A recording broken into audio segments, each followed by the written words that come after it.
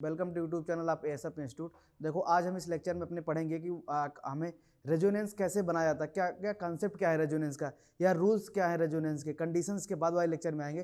पहले तो ये हमें पता होना चाहिए भाई रेजोनेंस बनाते समय इलेक्ट्रॉन का मूवमेंट किधर होता है, एरो का मूवमेंट क्या होता है, या ऐसे कौन सी कंडीशन होगी जिसमें हम रेजोनेंस को फेवर कराएंगे। या आपको इससे बहुत ज़्यादा कन्फ्यूजन रहती है कि भाई रेजोनेंस और मेजोमेरिक दोनों में डिफरेंस क्या है। ये तो इसमें आज इस लेक्चर में हम देखेंगे भाई रेजोनेंस एंड मेजोमेरिक में डिफरेंस क्या है। तो सबसे पहले देखो रेजोनेंस क्या है। Resonance, what is the resonance. Resonance आपका एक हाइपोथेटिकल फिनोमिना है, ठीक है। जस्ट रेजोनेंस क्या होता है, किसी चीज़ की स्टेबिलिटी को एक्सप्लेन करने के लिए रेजोनेंस हम बताते हैं, ठीक। तो जैसे देखो क्या है कि अगर आपसे पूछे कि अगर मैं आपसे पूछूं कि ये दोनों आपस में ऐसे हैं, ऐसे मैं बेंजीन बना दिया यहाँ, और यहाँ देखो एक बेंजीन ऐसे बना दिया, ठीक है, ऐसे। तो अब इनके बीच में देखा जाए तो बहुत इनफाइनाइट आपके क्या क्या कहते हैं रेजोनेटिंग स्ट्रक्चर पॉसिबल है, पर हम इन्हीं दोनों को क्यों काउंट करते हैं भाई ये दोनों आपके रेजोनेटिंग स्ट्रक्चर हैं या आपके कैनोनिकल स्ट्रक्चर है, यही दो ही मिलते हैं। मतलब वैसे होते तो यही हैं दो रेजोनेटिंग स्ट्रक्चर, यही यही हैं दो आपके रेजोनेटिंग स्ट्रक्चर ये हैं, पर इनके बीच में जो उनके कैनोनिकल स्ट्रक्चर आते हैं वो इनफाइनाइट होते हैं। तो अब आपसे पूछा जाएगा कि भाई आप इन दोनों को क्यों काउंट करते हो। देखो हम जो क्या कहते हैं रेजोनेटिंग स्ट्रक्चर लेके चलते हैं, मानते हैं कि ये रेजोनेटिंग स्ट्रक्चर मूव करने पे यहाँ से यहाँ आएगा। वो क्या होता है कि कंपेरेबल, जैसे जिसके रिस्पेक्ट में से इसके रिस्पेक्ट में आप इसको चेक कर रहे हो, तो एक कंपेरेबल मतलब मेजरेबल क्वांटिटी होनी चाहिए, मतलब एनर्जी उनके पास होनी चाहिए जिसको हम एक मतलब अपने इंस्ट्रूमेंट में डिटेक्ट कर सकते हैं कि भाई हाँ ठीक है इतना रेजोनेंस एनर्जी है, इसकी इतनी रेजोनेंस एनर्जी है। अदरवाइज क्या होगा भाई, कभी इसको आप बोलो कि भाई एक बॉन्ड यहाँ तोड़ दिया, यहाँ पॉजिटिव निगेटिव कर दिया, आप बोलो कि ठीक है मैं इसको हल्का सा डेल इस पर कंप्लीट नहीं तोड़ता हूँ, इसको बोल दूँ कि इसको मैं -30% यहाँ कर दिया, +30% यहाँ कर दिया पॉजिटिव तोड़ के। तो ऐसे तो बहुत सारे इनफाइनाइट होते हुए तोड़ते तोड़ते जाओगे, तो आपके क्या होता है कैनोनिकल स्ट्रक्चर किसी चीज़ का इनफाइनाइट पॉसिबल है, पर रेजोनेटिंग स्ट्रक्चर हम उन्हीं को काउंट करते हैं जिनकी एनर्जी हम कैलकुलेट कर सकते हैं, भाई यहाँ कंपेरेबल है, उनकी एनर्जी कैलकुलेट करने को आता है, ठीक। तो ये बात थी। अब देखो जैसे कि बाई एग्जांपल देखो, जैसे देखो ये क्या है, ये एक आपका बेंजीन है, ये भी आप बेंजीन है। तो ये अब ये दोनों बेंजीन क्या है, एक दूसरे के रेजोनेटिंग स्ट्रक्चर्स हैं, या आप कह सकते हो कैनोनिकल स्ट्रक्चर हैं, ठीक है। इन्हीं दोनों को क्यों लिया गया, इन्हीं दोनों को इसलिए लिया गया कि इनकी दोनों की एनर्जी को हम कैलकुलेट कर सकते हैं। इनके बीच में जो इतनी इनफाइनाइट बनेगी उनकी एनर्जी, किसी को पता चला एनर्जी बहुत ज़्यादा हाई हो गई, आप कैलकुलेट ही नहीं कर सकते, तो हमारे किसी काम की ही नहीं होती हैं। तो ये ध्यान देना कि इसलिए इनको दोनों को हम लिखते हैं। अब इन दोनों को कंबाइंड फॉर्म में जब लिखना होता है, क्योंकि पाई बॉन्ड का देखो डीलोकलाइजेशन हो रहा है, तो कंबाइंड फॉर्म में लिखने के लिए ऐसे डैश डैश डैश जैसे दिखा देते हैं कि भाई पाई बॉन्ड का इसमें आपका घूम रहा है, ठीक है। अब देखो, अब कोई सर्कल है, कोई इलेक्ट्रॉन्स है, वो कितनी बहुत बार घूमता रहता होगा, इससे दिखाने से रिप्रेजेंट कर जाता है कि भाई आपका इनफाइनाइट टाइम्स घूम रहा होगा। अब पर लिखा जाएगा, अगर स्ट्रक्चर लिखने की बात होगी तो हम इनको लिखते हैं, दो ही स्ट्रक्चर को मान के चलते हैं क्योंकि उनकी एनर्जी को हम कैलकुलेट कर सकते हैं, ठीक। ये बात थी। देखो जैसे क्या है कि ये इसमें C1 है C2 है, देखो ये C1 है, ये कार्बन C1 है, ये C2 है, इसकी देखो डबल बॉन्ड है तो बॉन्ड लेंथ यहाँ 1.34 एंगस्ट्रॉम है। यहाँ देखो C1 C2 है तो भाई सिंगल बॉन्ड है तो इसकी बॉन्ड लेंथ आसपास 1.54 आ गई। अब देखो इसके बीच का जो बॉन्ड ऑर्डर है वो आपका 2 आ गया, और इसके बीच का बॉन्ड ऑर्डर आपका 1 आ गया। पर आपने जब अब ये रेजोनेट कर रहे हैं, एक्चुअल में तो ये जस्ट आपने लिख दिया, पर रियल में आप देखोगे कि भाई आपका कौन सा कितना बॉन्ड लेंथ होगा, कितना रेजोनेटिंग स्ट्रक्चर होगा, ये आपका बॉन्ड लेंथ जो बेंजीन का निकल के आता है 1.33 आता है, ठीक है, 1.33। तो इसका मतलब जो इसका बॉन्ड लेंथ होगा इसके वाले से इसे 1 है तो इसके वाले से बॉन्ड लेंथ हल्की सी छोटी होगी क्योंकि 1.33 आ गया, और ये क्या है बॉन्ड लेंथ 2 है, इससे वाले से हल्का सा ज़्यादा होगा बॉन्ड लेंथ होगा, ठीक है। तो इसीलिए देखो बॉन्ड लेंथ क्या आया 1.39 एंगस्ट्रॉम आया। एग्जैक्टली कभी मत ये कह देना कि इनके बीच का आता है, आप इन दोनों का एवरेज ले लो, ऐसा वो ठीक है, थोड़ा बहुत नियर बाई आता है, ठीक। एग्जैक्टली आपका हाफ नहीं होता है, ठीक। एवरेज एग्जैक्टली मत लेने लग जाना कहीं। तो इसीलिए देखो ये बॉन्ड लेंथ आया, क्यों, क्योंकि भाई ये आपका ये बॉन्ड लेंथ निकालने का पूरा क्या कहते हैं पाई मल्टीपल पाई सिस्टम जिसमें होता है, उनकी बॉन्ड ऑर्डर निकालने का क्या कहते हैं पूरा कॉन्सेप्ट होता है, उसको बाद में लेक्चर में लेंगे। बट अभी इतना थोड़ा सा आप ध्यान देते रहो कि भाई बॉन्ड लेंथ, और ये आया हुआ क्वेश्चन है, ठीक है, कई सारे एंट्रेंस एग्जाम में कि बॉन्ड लेंथ आप क्या कहते हैं बॉन्ड ऑर्डर आपका बेंजीन कितना होता है, बॉन्ड लेंथ कितनी होती है बेंजीन की जो आप बनाते हो, ठीक है। तो ये ध्यान दे रहना, ये ध्यान दिए रहना, ठीक।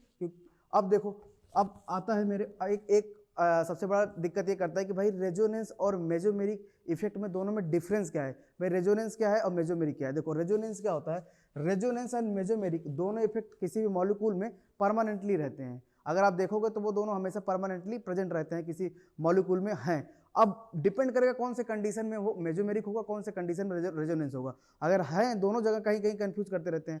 तो देखो अगर mesomeric effect and resonance effect both are permanent effect हैं। अब resonance refer delocalization of electron, मतलब डीलोकलाइजेशन मतलब जैसे कि मैं कहीं अगर खड़ा हूँ, मतलब अगर मैं कहीं जीटीवी नगर में हूँ तो मेरा एक लोकलाइज्ड जगह होगा, भाई मैं लोकलाइज्ड हूँ। अगर मैं यहाँ से अपने घर के लिए निकल गया, कोई यहाँ अगर ऑफिस में फ़ोन करके पूछे मैं कहाँ हूँ, तो ऑफिस वाले यही बताएंगे कि हाँ यहाँ से निकल गए अपने घर के लिए। तो मतलब उस रास्ते के बीच में मैं कहीं रह सकता है, मतलब मेरा क्या डीलोकलाइजेशन है, मुझे पता, मतलब लोगों को भी पता नहीं है कि भाई मैं कहाँ हूँ, कहीं बीच में कहीं ट्रेवल कर रहा हूँ, तो उससे बोलते हैं कि डीलोकलाइजेशन। कोई चीज़ आपका लोकलाइज था मतलब फिक्स था, पर आपका रेजोनेंस के थ्रू वो डीलोकलाइज हो गया, तो डीलोकलाइजेशन ऑफ इलेक्ट्रॉन को ही रेजोनेंस बोला जाता है। ये बात एकदम ध्यान में रखे रहना, ठीक है। और किसी सिस्टम में भाई ये सारी चीज़ें वर्क करती हैं।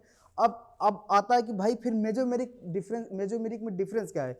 देखो मेजोमेरिक इफेक्ट में क्या, मेजोमेरिक जो इफेक्ट पढ़ते हो आप इलेक्ट्रॉन डोनेटिंग या इलेक्ट्रॉन विड्रॉइंग पढ़ते हो, इलेक्ट्रॉन डोनेटिंग या electron withdrawing nature of the substituent due to resonance. मतलब जब मेजोमेरिक इफेक्ट होता है वो ड्यू टू रेजोनेंस होता है, इसीलिए यही डिफरेंस है मेजोमेरिक और रेजोनेंस में। रेजोनेंस में क्या है, डीलोकलाइजेशन ऑफ इलेक्ट्रॉन। रेजोनेंस क्या है, एक प्रोसेस है। रेजोनेंस क्या है भाई, एक प्रोसेस है, डीलोकलाइजेशन ऑफ इलेक्ट्रॉन। अब उसमें से क्या कहते हैं, अगर इलेक्ट्रॉन डोनेटिंग आ गया, इलेक्ट्रॉन विड्रॉइंग आ गया, आपका इलेक्ट्रॉन डोनेटिंग इलेक्ट्रॉन विड्रॉइंग आ गया, कोई सब्स्टिट्यूट लगा दिया, आपने बोला कि भाई NH2 है भाई प्लस M लगाता है, NO2 है माइनस M लगाता है, तो वो बाद में बताएंगे भाई कैसे आपको डिफ्रेंशिएट करना है, जस्ट आप थोड़ा सा ध्यान देते रहो। तो ये बातें होती है कि भाई रेजोनेंस के कारण चीजें आई हैं वो मेजोमेरिक है, और रेजोनेंस एक अपने आप में एक प्रोसेस है, एक सिस्टम है, ठीक है। मतलब सिस्टम में आप डीलोकलाइजेशन ऑफ इलेक्ट्रॉन को जब दिखाते हो तो वो आपका क्या कहते हैं, रेजोनेंस कहलाता है, ये बात होती है। अब डीलोकलाइजेशन ऑफ इलेक्ट्रॉन बहुत सारे तरीके से होते हैं, वो अभी कंडीशन जब हम लिखेंगे तो वहाँ हम देखेंगे। रूल्स फॉर रेजोनेंस, देखो रूल्स फॉर रेजोनेंस क्या होता है, रूल्स फॉर, देखो हमें क्या है, किसी चीज़ का रेजोनेंस के लिए सबसे पहले रेजोनेटिंग स्ट्रक्चर, अगर हमसे पूछे कि रेजोनेटिंग स्ट्रक्चर हैं या दो नहीं है, तो आप उनको कंपेयर करते हो कि भाई अच्छा ठीक है रूल्स क्या होंगे। रूल्स देखा हमेशा सबसे पहले all atom remain same position, कि रेजोनेंस में कभी भी कोई एटम आपको क्या कहते हैं अपने पोजीशन को चेंज नहीं करता।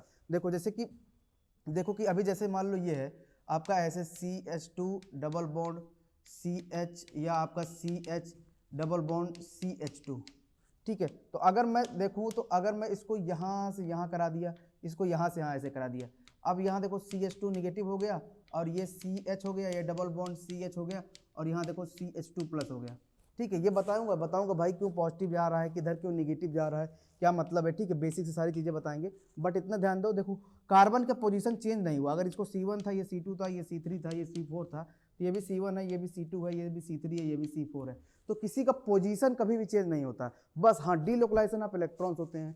तो अब देखो all atom remain same position, only delocalization of electrons. अब वो कौन से होते हैं, आपका पाई इलेक्ट्रॉन्स हो सकता है, ठीक है, लोन पेयर हो सकता है, निगेटिव चार्ज हो सकता है, पॉजिटिव चार्ज हो सकता है, और आपका ऑड इलेक्ट्रॉन स्पीसीज होती है। ऑड इलेक्ट्रॉन स्पीसीज भी रेजोनेंस में पार्टिसिपेट लेती है, जैसे आपका क्या कहते हैं रेडिकल्स होते हैं, ठीक है, रेडिकल्स होते हैं, तो वो सारी चीज़ें क्या होते हैं रेजोनेंस में पार्टिसिपेशन लेते हैं, ठीक, ये ध्यान दे देना। और ऑल रेजोनेंस हैव सेम, मतलब जितने भी रेजोनेटिंग स्ट्रक्चर्स बनेंगे उन दोनों के बीच में जो क्या कहते हैं चार्ज होगा, टोटल चार्ज, जैसे कि ये देखो न्यूट्रल है, ये इसमें देखो कोई चार्ज नहीं है, लेकिन इस पर देखो चार्ज डेवलप हो गया, पर देखो टोटल चार्ज आप काउंट करोगे तो ये निगेटिव ये पॉजिटिव, टोटल नेट चार्ज इस पर भी जीरो आ गया और इस पर भी नेट चार्ज जीरो आ गया। तो ये बात ध्यान देते रहना, अगर कोई दो स्ट्रक्चर को आप रेजोनेटिंग स्ट्रक्चर में काउंट कर रहे हो और डीलोकलाइजेशन ऑफ इलेक्ट्रॉन्स हो रहे हैं, तो उनमें एक बात ये भी चेक करो कि भाई देखो नेट चार्ज दोनों तरफ सेम है कि नहीं सेम है, मतलब दो कंपाउंड्स में सेम है कि नहीं सेम है। तो हमेशा जो नेट चार्ज होगा वो ऑलवेज आपका जीरो होगा। अगर किसी पे पॉजिटिव, अगर पहले से किसी पे पॉजिटिव चार्ज है तो जो आप रेजोनेटिंग स्ट्रक्चर बना रहे हो तो उस पर भी वहाँ भी एक +1 का चार्ज होना चाहिए। तो ये कुछ चीज़ें थी कि भाई जिससे हमें, जैसे मान लो कि आपके पास ये आ गया, ये CH2 प्लस आ गया और OCH3 आ गया, ठीक है। अब ये कंडीशन दे बताएंगे भाई कंडीशन किस कंडीशन में रेजोनेंस होता है, बस इतना ध्यान देना कि ये यहाँ से यहाँ अभी मूव किया ऐसे CH2 डबल बॉन्ड ये CH3 और ये। अब देखो पॉजिटिव चार्ज इस पे आ गया, तो इस पे देखो नेट पॉजिटिव चार्ज कितना था, इस पे नेट पॉजिटिव चार्ज +1 का था, और यहाँ रेजोनेटिंग स्ट्रक्चर बना तो इस पे भी नेट पॉजिटिव चार्ज आपका +1 का रहा। तो हमेशा जो पहले सिस्टम में आपके रेजोनेटिंग स्ट्रक्चर में 1 में जो जितना चार्ज है वो दूसरे वाले में भी उतने चार्ज होते हैं, ये बात हमेशा ध्यान में दिए रहना। और रेजोनेटिंग स्ट्रक्चर बनाते समय सबसे खास बात, ये वाले पॉइंट तो आप एकदम हाईलाइट करके रख लेना। रेजोनेटिंग स्ट्रक्चर कभी भी आप बनाओगे, रेजोनेटिंग स्ट्रक्चर में कोई भी रेजोनेटिंग स्ट्रक्चर आप ड्रॉ कर रहे हो, उनके बीच में जो पाई बॉन्ड और प्लस लोन पेयर वो हमेशा सेम होंगे। चाहे रेजोनेटिंग स्ट्रक्चर आप 1 को कंपेयर करोगे 2 से, तो वो हमेशा ध्यान देना पाई बॉन्ड और प्लस लोन पेयर, ऐसे नहीं कि हमेशा पाई बॉन्ड आपका काउंट कर लो कि लोन पेयर भूल जाओ, pi bond plus lone pair वो दोनों हमेशा सेम होंगे। कहीं भी XYZ अगर नहीं सेम आ रहे तो वो रेजोनेटिंग स्ट्रक्चर है नहीं, भले उसमें चार्ज सेम आ जाए, भले उसमें डिलोकलाइजेशन ऑफ इलेक्ट्रॉन आ गए। तो ये जो क्या कहते हैं रूल्स फॉलो कर रहे हैं अभी 3, ये तीनों ऐसे नहीं कि इसमें से कोई एक फॉलो कर जाए, सभी फॉलो करने चाहिए, सभी एक साथ फॉलो होना चाहिए, तभी आपका ये क्या कहते हैं रेजोनेटिंग स्ट्रक्चर काउंट किए जाते हैं। अब देखो ये बोला है कि resonating structure follow the Lewis octet rule. Lewis octet rule को हमेशा फॉलो करता है। देखो जैसे कि मान लो कि ऐसे मैं बना दूं यहाँ CH2+ और यहाँ बना दिया CH और डबल बॉन्ड O बना दिया, ठीक है, डबल बॉन्ड O बना दिया। अब देखो अब यहाँ से क्या है कि यहाँ से अगर आप देखो तो मैं इसको ऐसे भी लिख सकता हूँ, यहाँ से देखो ये अगर मैं ऐसे लिख दूँ और बोल दूँ ये क्या रेजोनेटिंग स्ट्रक्चर्स हैं, क्या ये रेजोनेटिंग स्ट्रक्चर है, ये देखो ये रेजोनेटिंग स्ट्रक्चर है क्या, ये देखो अगर आप इस पे पॉजिटिव चार्ज लगा रहे हो, अब देखो पहले तो इसका ऑक्टेट ही नहीं कंप्लीट हो रहा है। देखो अभी क्या था, इसका ऑक्टेट 1 2 3 4 और यहाँ 5 6 और 7 8 ऑक्टेट कंप्लीट था। आपने जस्ट क्या किया, मूवमेंट कर दिया यहाँ से। अब देखो इसका ऑक्टेट नहीं कंप्लीट हो रहा। अगर इसका ऑक्टेट आप कंप्लीट कराओगे 1 2 3 4 5 6 हुए, और इसके बैलेंस सेल में कितने इलेक्ट्रॉन हैं, देखो इसके बैलेंस सेल में है 5 और ऑक्सीजन के बैलेंस सेल में होते हैं क्या कहते हैं 6, और यहाँ क्या है इसमें 5, तभी पॉजिटिव चार्ज है, 5 है तभी पॉजिटिव चार्ज है। अब देखो ये ऑक्टेट रूल को फेल कर दिया कि नहीं कर दिया भाई अगर आप क्या कहते हैं ऑक्टेट रूल को फॉलो कराओगे, तो आप ऑक्टेट रूल को अगर फॉलो कराओगे तो देखो यहाँ से ये और ऑक्टेट रूल को फॉलो कराओ, देखो यहाँ से 1 2 3 4 और 5 6 और 7 8, ऑक्सीजन के बैलेंस सेल में होते हैं 6 इलेक्ट्रॉन, और यहाँ कितने हैं 1 2 3 4 5 6 7। अब एक निगेटिव चार्ज आ जाएगा क्योंकि होते 6 हैं, और इस स्ट्रक्चर में अगर आप ऑक्टेट रूल को फॉलो करा रहे हो तो ये निगेटिव चार्ज हो रहा है, तो यहाँ से यहाँ आने पे तो देखो दोनों का नेट चार्ज चेंज हो गया ना, तो इसलिए ध्यान देना ना, नेट चार्ज चेंज हो गया ना, तो ये इसका कभी रेजोनेटिंग स्ट्रक्चर है, और ये तो वैसे भी वायलेट कर रहा है ये ना, तो ये कभी रेजोनेटिंग स्ट्रक्चर होगा क्योंकि ये ऑक्टेट रूल को आपको फॉलो नहीं कर रहा है, आपके ऑक्टेट रूल को जो पहले सिस्टम था वहाँ से ये कंपेयर नहीं हो रहा है, इसलिए ये वाला ये दोनों आपस में एक दूसरे कभी भी रेजोनेटिंग स्ट्रक्चर नहीं है, इसीलिए आपने कभी भी रेजोनेंस में यहाँ से यहाँ मूवमेंट नहीं देखी होंगी, ठीक है। तो ये ध्यान दे रहना, ये बातें हमेशा ध्यान में रखे रहना। देखो अब उसके बाद आता है कि हमारे पास कि हमारे पास एरो कैसे मूव करें, एरो का मूवमेंट कैसे होगा, एरो का मूवमेंट जो हमारा चलता है, जो हमारा एरो का मूवमेंट चलता है रेजोनेंस में, वो किस तरफ मूव करेगा। जैसे मैंने आपको लास्ट वाले लेक्चर में पूछा भी था कि अगर मान लो मैं यहाँ एक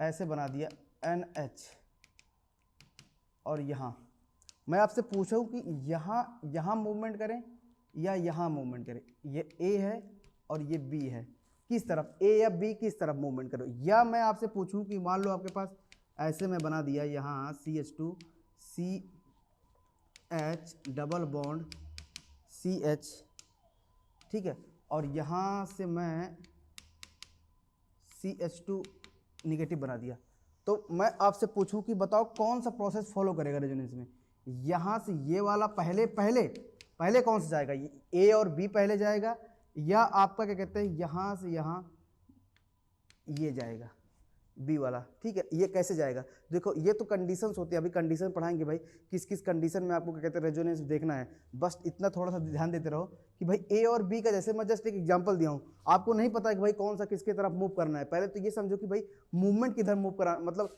एरो किधर मूव कराना है, तब तो आप कंडीशन को अप्लाई करने जाओगे ना।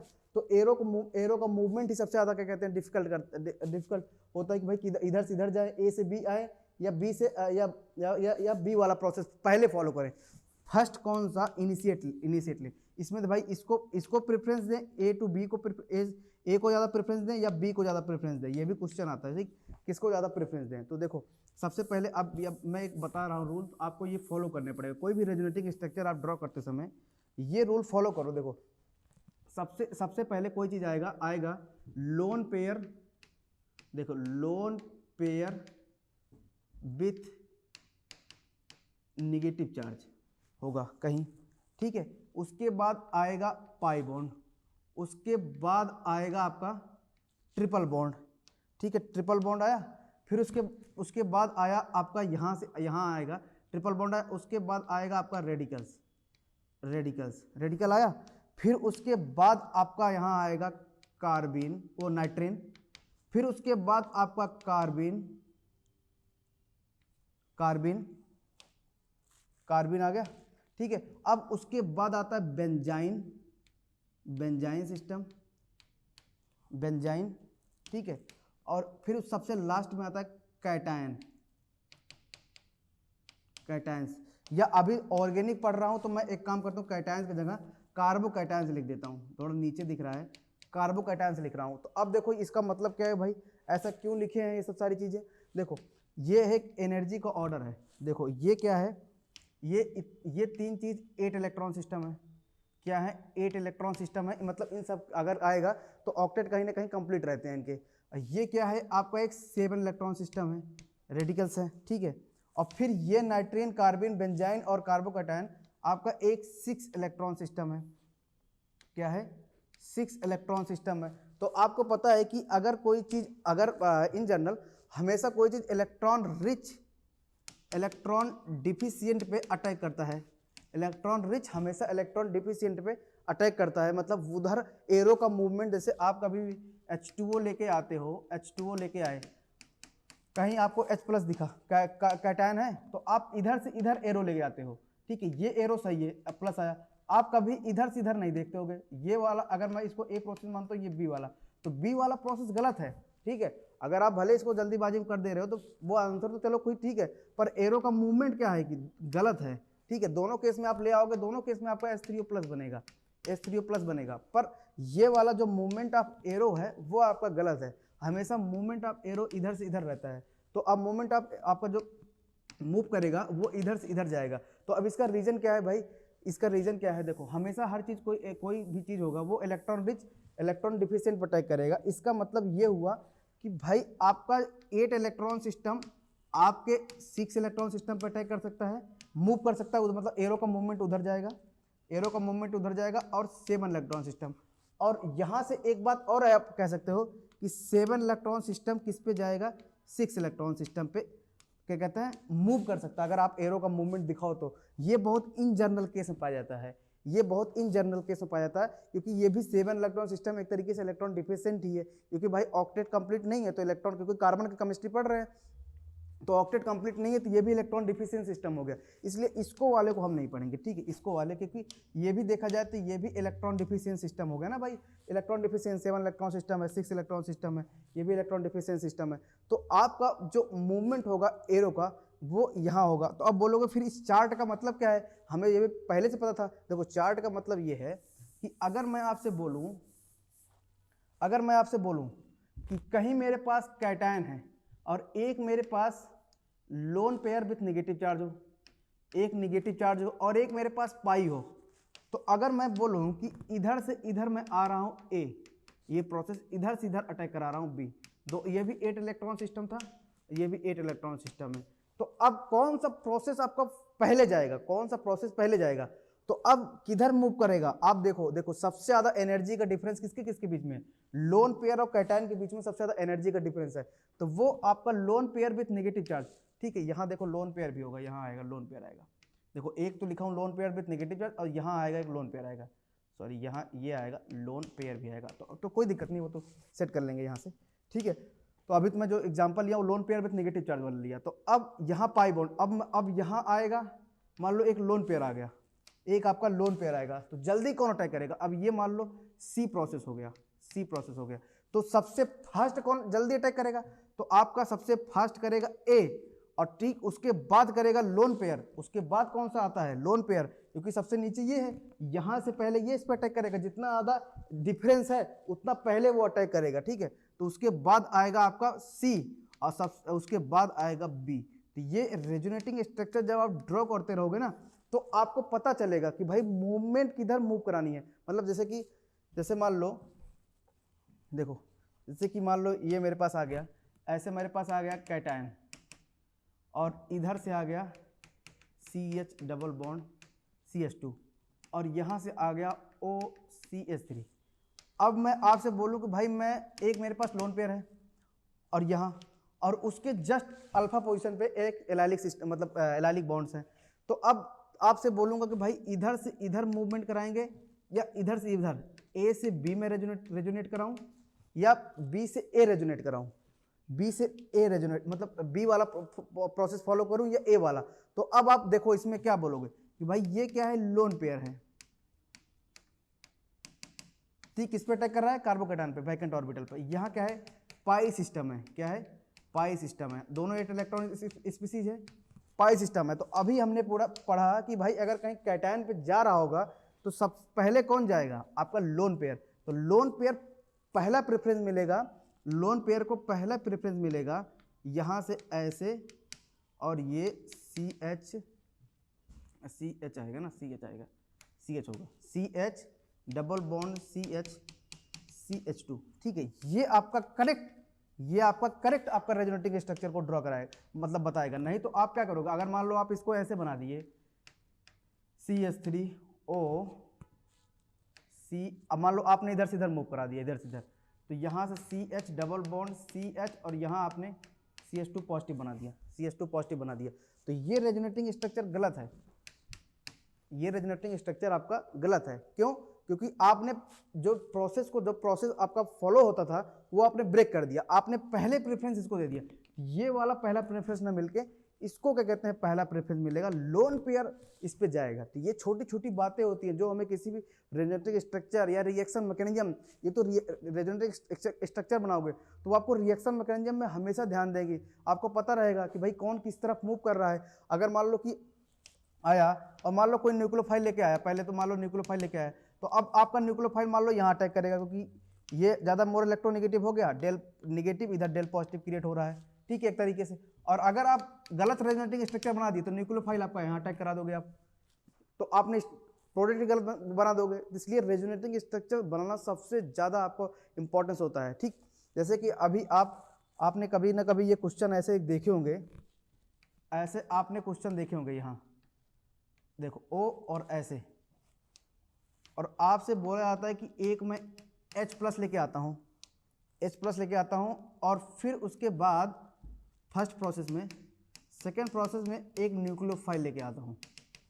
तो अब इसका जो मेन कॉन्सेप्ट है ना, वो आपसे वो ये रिएक्शन नहीं कराना चाह रहे हैं, वो बस आपसे हाइब्रिडाइजेशन का कॉन्सेप्ट पूछने जा रहे हैं। वो हाइब्रिडाइजेशन का कॉन्सेप्ट पूछने जा रहे हैं। इसका क्या मतलब है कि देखो, अगर आपके पास पॉसिबिलिटीज़ क्या हैं, देखो आपके पास पॉसिबिलिटीज़ क्या हैं।